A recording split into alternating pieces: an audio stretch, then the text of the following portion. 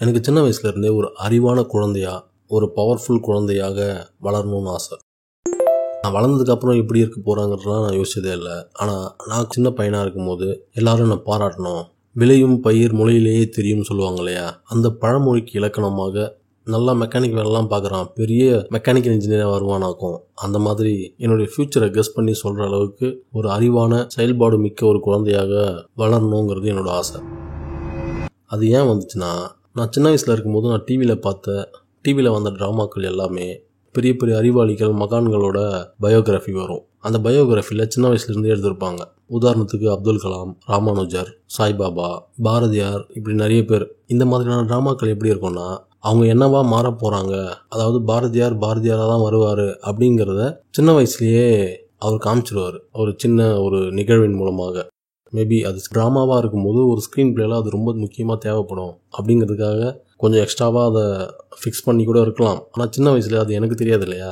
நான் என்ன நினச்சிக்கிட்டேன், நீங்கள் என்னவா மாற போகிறீங்க, என்னவா ஆக போகிறீங்க அப்படிங்கிறது சின்ன வயசுலேயே தெரிஞ்சிடும் நம்ம நடவடிக்கைகள் மூலமாக அப்படின்னு. ஆனால் எல்லாருடைய வாழ்க்கையுமே அப்படி இருக்காதுங்கிறது எனக்கு அப்போ தெரியாது. ஆனால் இந்த பயோகிராஃபி எடுக்கிறவங்க என்ன பண்ணுவாங்கன்னா, அவர் சின்ன வயசுலேயே இப்படி பண்ணார், சின்ன வயசுலேயே கவிதை எழுதினார், சின்ன வயசுலேயே அழகாக படம் வரைஞ்சார்.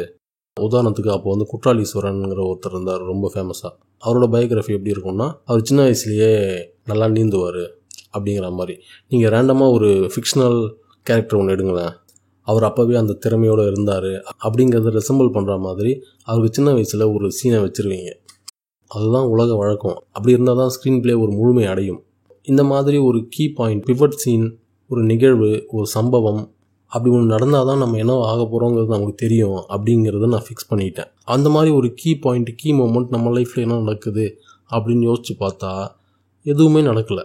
நான் பாட்டுக்கு அமைதியாக ஸ்கூலுக்கு போகிறேன், ஸ்கூல்லேருந்து வரேன், படிக்கிறேன், பாஸ் ஆகிறேன், ஃபெயில் ஆகிறேன், வீட்டில் அடி வாங்குறேன், ஸ்கூலில் அடி வாங்குறேன், முட்டி போடுறேன், சாப்பிட்றேன், தூங்குறேன், மறுபடியும் ஸ்கூலுக்கு போகிறேன், படிக்கிறேன், ஃபெயில் ஆகிறேன், அடி வாங்குறேன், முட்டி போடுறேன், மறுபடியும் சாப்பிட்றேன், தூங்குறேன், படிக்கிறேன், அழுகுறேன், அடி வாங்குறேன், இப்படியே போயிட்டுருக்கு. எனக்கு தெரியுது நான் ஃப்யூச்சரில் ஏதோ ஒன்று பெருசாக ஆக போகிறேன், பெரிய மகான் மாதிரி, ஒரு சயின்டிஸ்ட் மாதிரி, ரஜினிகாந்த் மாதிரி, டெண்டுல்கர் மாதிரி, இப்படி ஏதோ ஒன்று ஆக போகிறாங்கிறது எனக்கு உள்ளுணர்வு சொல்லுது.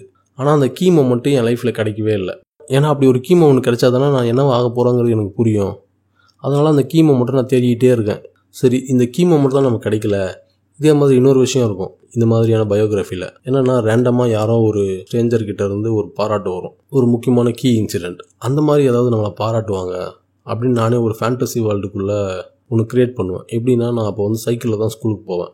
ஸ்கூலுக்கு போகும்போது பொறுமையாக போவேன், ஆனால் வரும்போது வேகமாக வந்துடுவேன்.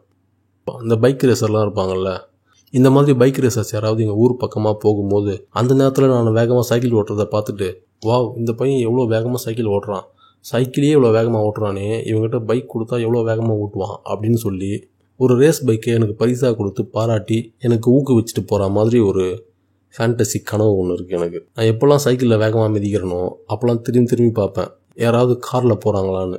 ஆனால் எங்கள் ஊர் ரோட்டில் கார் போகிறதே பெரிய விஷயம். இப்படியாக என் லைஃப்பில் ஏதாவது ஒரு கீ மூமெண்ட் கிடைக்கும், நான் பெரிய ஆள் ஆகிறதுக்கான சமிக்ஞைகள் அசரீரி மூலமாக எனக்கு கிடைக்கும் அப்படின்னு வெயிட் பண்ணிக்கிட்டே இருந்தேன். கடைசி வரைக்கும் எதுவுமே கிடைக்கல. அதனாலேயோ என்னவோ தெரியல, நான் என்னவோ ஆக போகிறேனே தெரியாமல் ஏதோ ஒன்று ஆகிட்டு இருக்கேன். இப்போ இந்த வீடியோ போட்டுட்ருக்கேன். இந்த வீடியோ பார்க்குற நீங்களாவது சொல்லுங்கள், நான் என்னவோ ஆக போகிறேன்.